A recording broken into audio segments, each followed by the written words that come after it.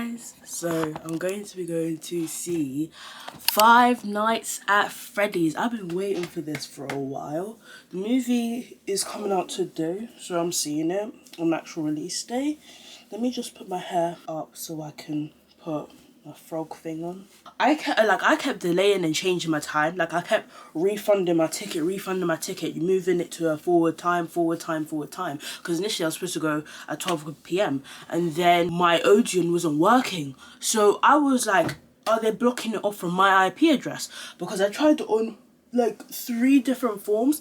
I tried to log into my account on my Safari. It didn't work. Tried to do it on my laptop on Google, it didn't work. When I did it on Safari on my laptop, it worked, and then everything else started working again. And I was like, what is going on? So, because it would have been really bad if I didn't have it, because with my Limitless Plus, I get discounts on nachos and snacks. So if I didn't have my discount, I'll be spending like £15 to £16, but with my Limitless Plus I'm spending £13, sometimes £12, depending where I am. But we're going to be going to Acton, because that's my go-to cinema, because yeah, I like going to Acton. But we're actually gonna get ready. So we're going to be getting the makeup, you know. So Five Nights at Freddy's was a video game back in, I don't know when it started, but I know it was a thing when my mum's starting, as you can clearly hear. This is a daily occurrence for me. But basically, Five Nights at Freddy's was a video game, and it used to be a computer game, and like many kids of my generation and millennial teenagers played this game. So I played this game when I was younger, and it gave me nightmares, and like I got creeped out. Because obviously Freddy, the Golden Freddy, got on my... I was so scared of Golden Freddy. Like that animatronic gave me nightmares. And yeah, so I went to go see Five Nights at Freddy's the movie last year when I was in 2nd year, I think I either saw it in 2nd or 1st year, but I saw it last year. I was like, oh, let's go see this, because I haven't watched. Oh my god! Wow!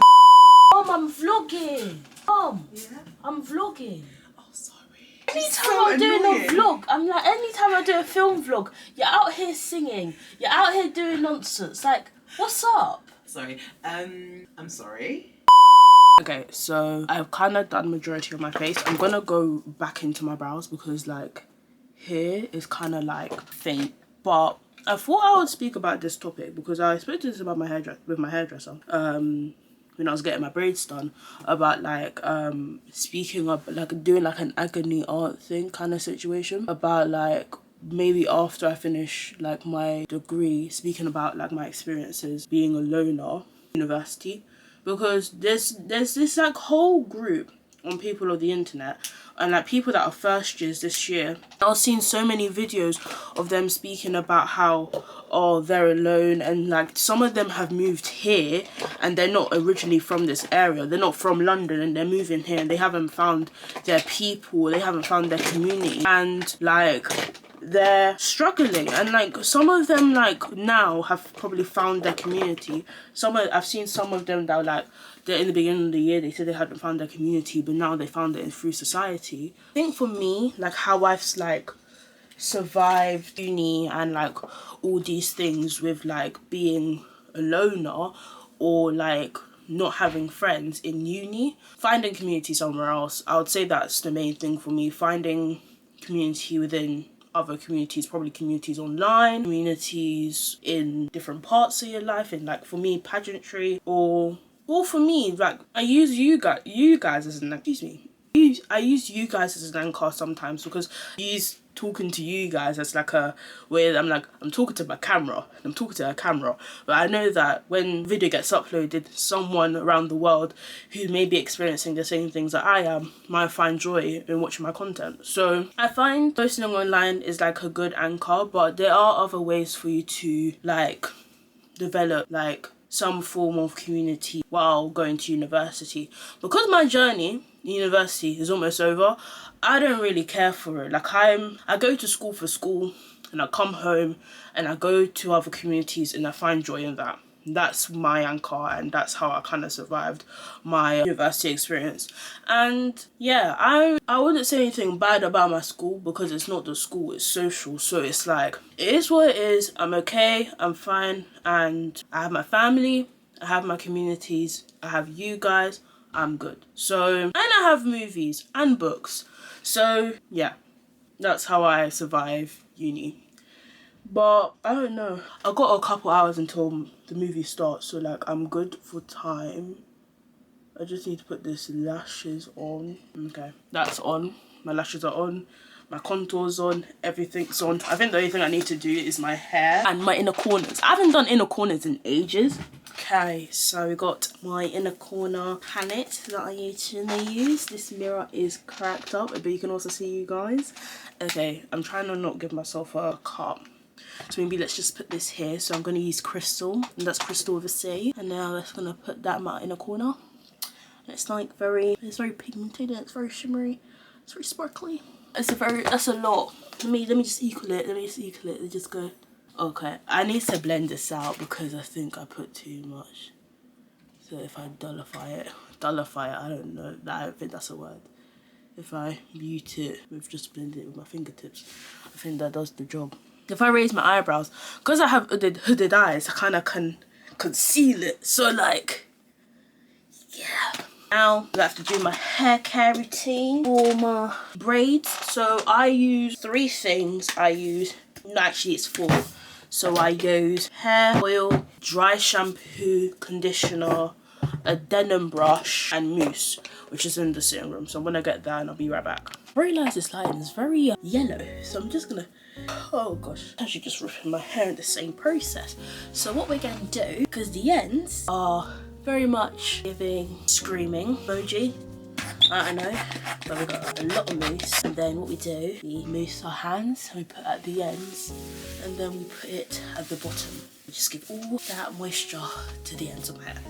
So I put on my lap to make it easier to detangle. Ow! I had to tangle my hair like so, or I just do this. I just put on my chest and just brush down, because then it'll become like this. It's like less matted version of my hair.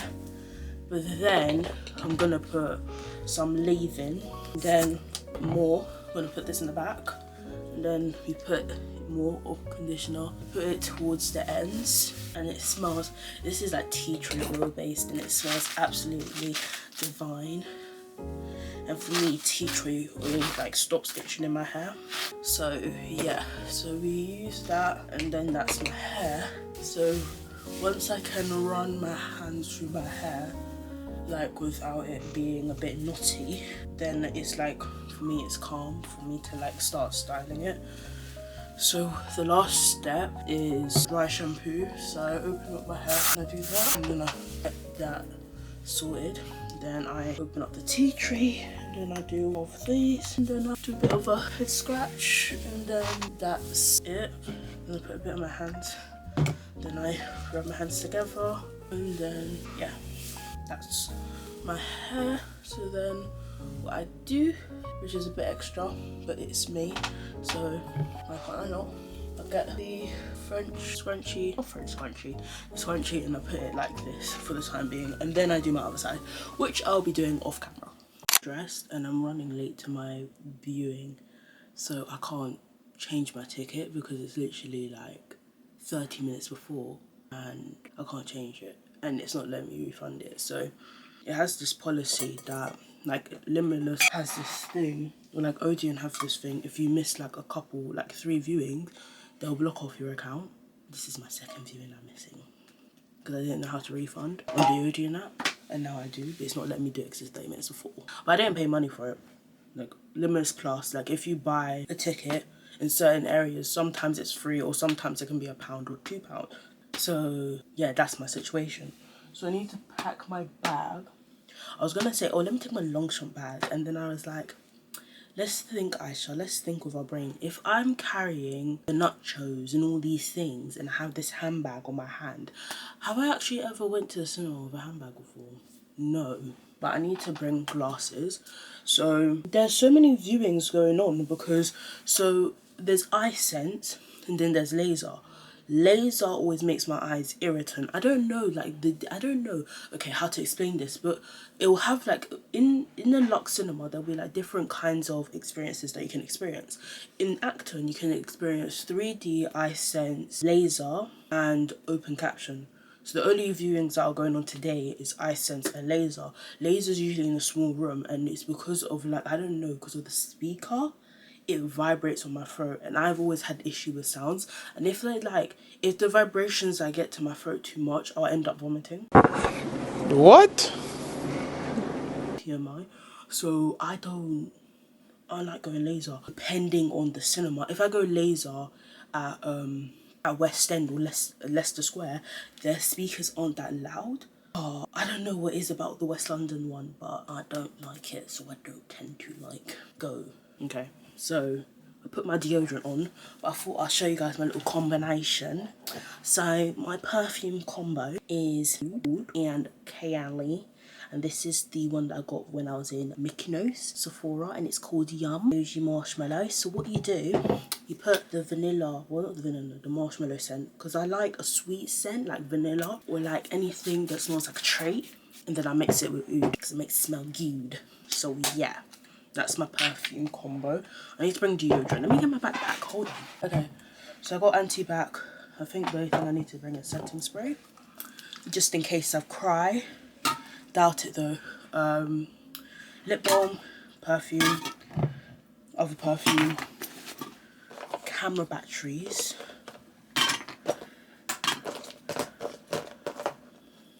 wires, and this.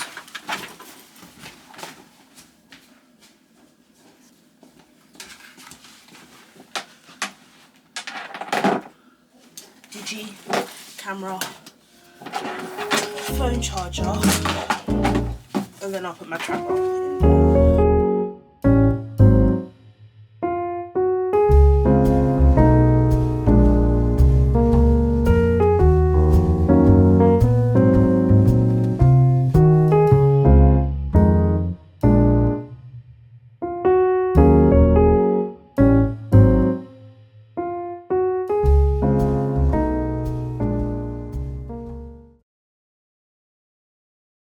I got here an hour before my screening. Oh, sugar, it's raining. What the hell? You didn't give a damn!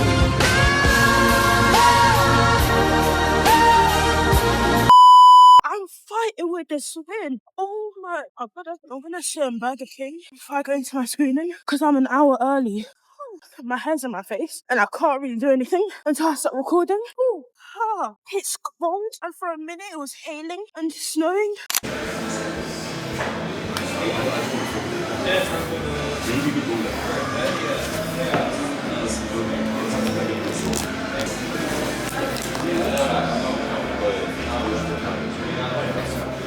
It's 8:19 and the screening starts in 30 minutes.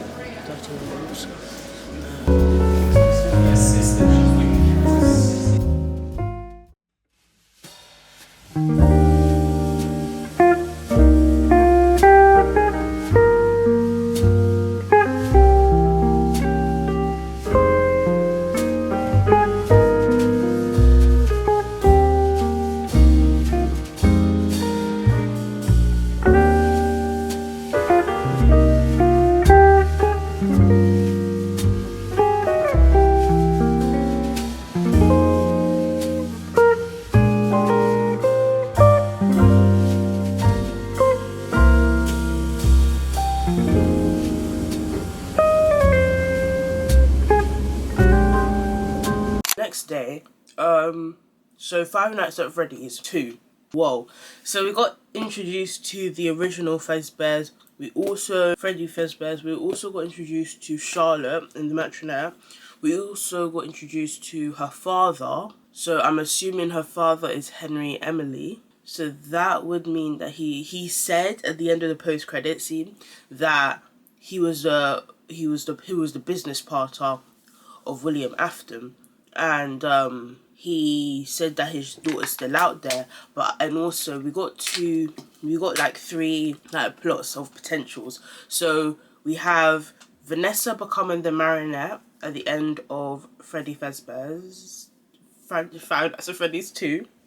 We have the post-credit scene of 3 boys, or like 3 men, going into the old Fazbear's and like collecting stuff, and they saved Springtrap, aka William Afton, dead body in the animatronic.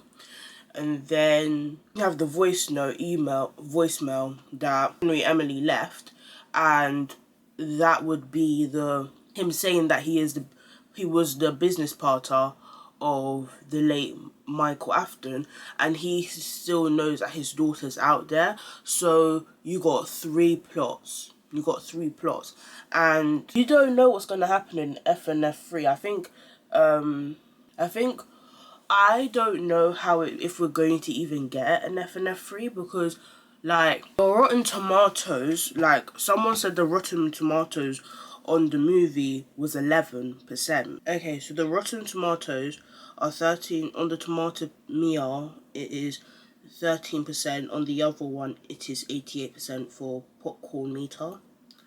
And then on IMDb, the rating is 5.9 out of 10.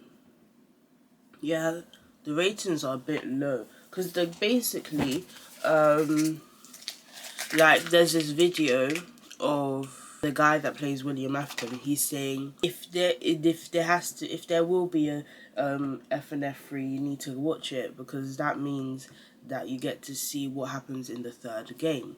So my prediction, I feel like a lot of people think, I don't know if this is just a me thing, I think that this franchise is only going to be 4 films long. Like, there's only going to be 4 films, and 3rd film will be 3, and then the last game would be 6, and it'll be in the point of view of Henry Emily. And I don't know what is going to happen, but because I think there's over 9 Freddy Fazbear's games, but I think it's going to be a 4-film franchise, because there are some like snippets that they put into the first movie from other things. So like the bite in the first movie, I think that was like a throwback to either the bite of 83 or bite of 87. I'm not quite sure, because one of them man got frontal lobe bite, and that was one of the Aftons. It was Ethan Afton, and then there was another person that got it in 87. But I may be mixing these numbers up, because to me 3s and 7s look the same. Okay, so maybe not the best person to ask, but I hope you guys enjoyed this video. Make sure you like, comment and subscribe. Make sure you follow all of my social media in the link down below. And if you watched through this whole video, comment down your favourite animatronic. For me, maybe a bit basic, but Golden Freddy. And I'll see you guys in the next one. Deuces.